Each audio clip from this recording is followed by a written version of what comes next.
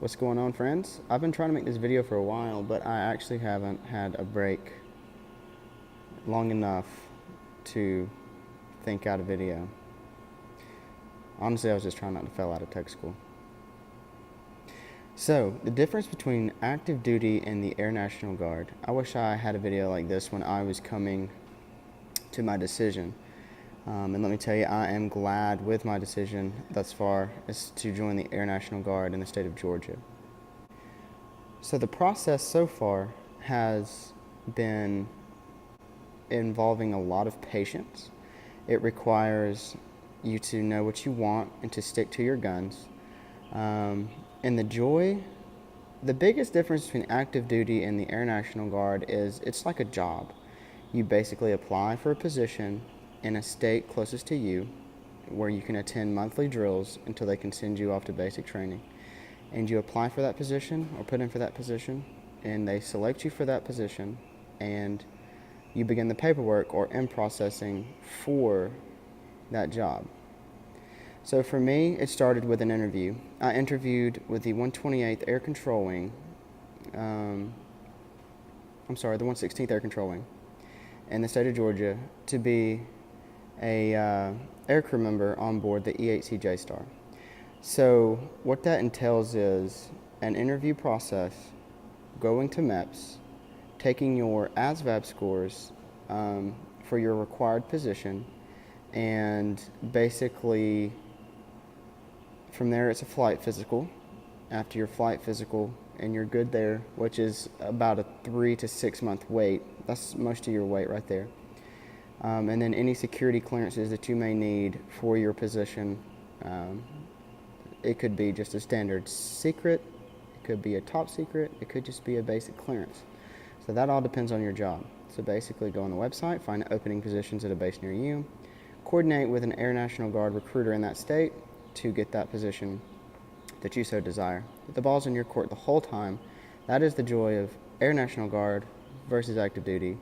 The ball's in your court the whole time. You don't get thrown into a job you don't like. Although you can do this active duty, but recruiters aren't very open about that because they want to fill positions. So active duty, it's a lot of unknown. Everybody here that's active duty at the 344th Training Squadron for aircrew has told me if they knew about the Guard, they would win Guard. And basically, because we get to choose where we work, we get to choose what we fly, we get to choose our position on the aircraft to an extent.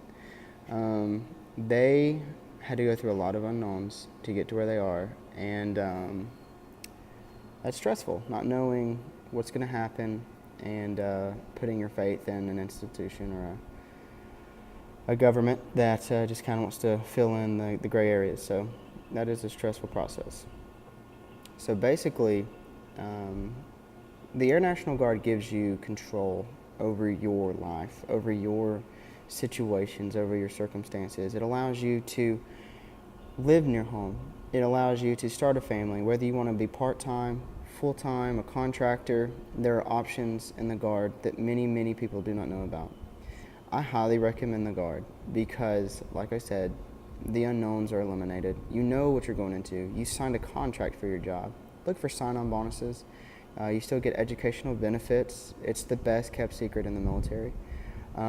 Very few people know about it, and you have to be very patient and wait out your positions because you are waiting on a specific job, you're waiting on specific school dates, you're waiting on strategically plotted BMT or basic military training dates to align with your tech school dates.